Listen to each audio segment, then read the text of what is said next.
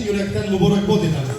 Mana bir yil mobaynida yurtimizda, qolaversa boshqarmamizda kattadan katta o'zgarishlar, yangiliklar bo'ldi. Xo'sh, o'sha yangilik, o'sha o'zgarishlarga kim o'zini hissasini qo'shdi? Mana biz o'zimiz hissamizni qo'shdik aka. Xo'sh, boshqarmamizda hamma joylarga kameralar qo'yib tashladi. Aka kech qolibsiz-ku. Nimaga? Sizda olimlar shestorkalarni qo'yib tashlagansiz.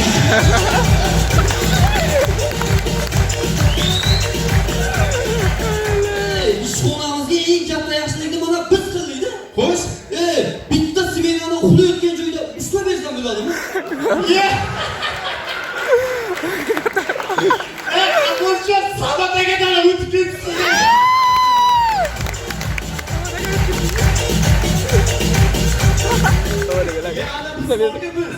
İşlerini işlatib, admin ne vermeyman, adgun ne vermeyman, kerak bo'lsa Kimsiz aka? man davlat akayman. Davlatga seni suyat demayman.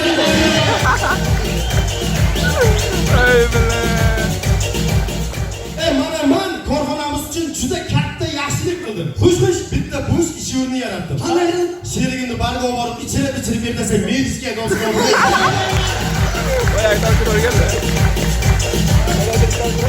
Aksko'zni yoqtiradigan temir yo'lchilar qanday keladi?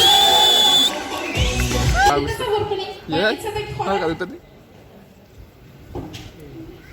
Assalomu alaykum doktor. Mana karta yozasini chizasizmi, qizig'i yo'q. Men soppa sog'lomman. Mana bu 4-qadamdagi hammasini ko'raman. Men lo'kin ko'zman. Yo'q, chap ko'zlimi qaysi? H, Keyingisi. I, R, U, R, G. Xo'sh, nima ekan? Xirurg. Mana gapirishga ekan. Sevgisi uchun har narsaga tayyor bo'lgan yigit qiz otasi huzurida ko'ramiz. Haligi biz qizingiz bilan ahd poymon qiluvdik-da. Shu qizingizni qo'lini so'rab keldim. Qizimni sevdingizmi yo sevishdingizmi? Unisi ham. Qayerda ishlaysiz, yigitcha? Temir yo'lda. Qancha oylik olasiz? Shu 1,5 milliondan olamiz.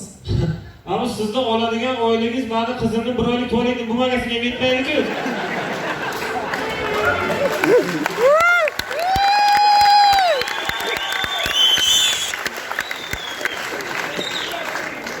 Boring, sizga beradigan qizim yo'q.